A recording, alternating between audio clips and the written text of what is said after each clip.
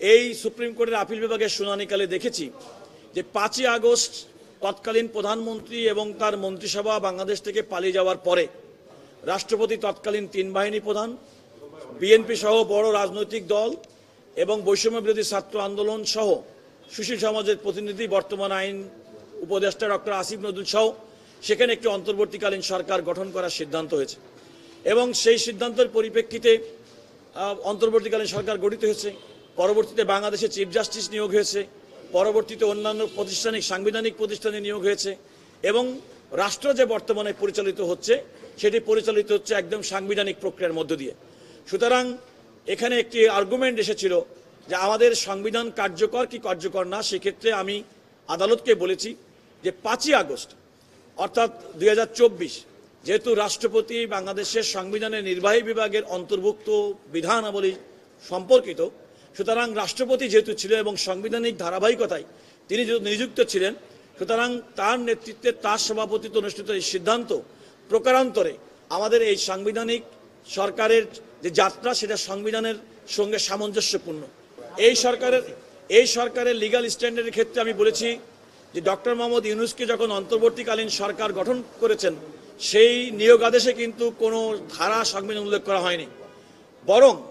আমি মনে করি যে এই যে অন্তর্বর্তীকালীন সরকার গঠিত হয়েছে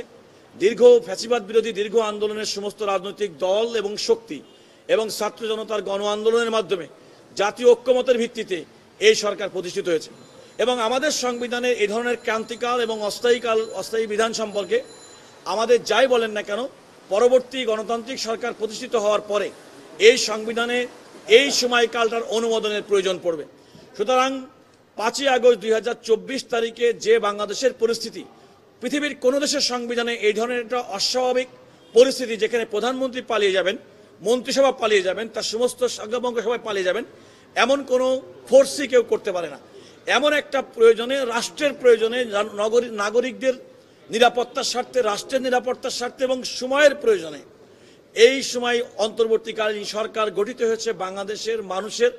রাজনৈতিক দল, ছাত্র জনতা, আন্দোলনকারী, সুশীল সমাজ সবার ঐক্যমতের ভিত্তিতে।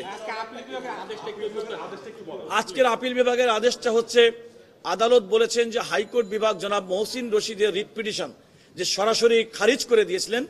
ওনারা বলেছেন যে সেই খারিজটি আইন এবং ফ্যাক্ট অনুযায়ী সেটা যথার্থ ছিল এবং এই আদালতের কোনো ইন্টারফেয়ারেন্সের প্রয়োজন নেই বিধায় কোনো লিভ গ্রান্ট করা হলো না। এই কারণে আপিল বিভাগেও তার এই আবেদনটি, লিভ পিটিশনটি সরাসরি খারিজ করে দিয়েছে। ফলে যেটা হলো প্রকারান্তরে এই অন্তর্বর্তীকালীন সরকারের বৈধতা নিয়ে জনাব মহসিন রশিদ যে সুপ্রিম কোর্টের হাইকোর্ট বিভাগে রিট পিটিশন দায়ের করেছিলেন তার কোনো সারবত্তা থাকলো না।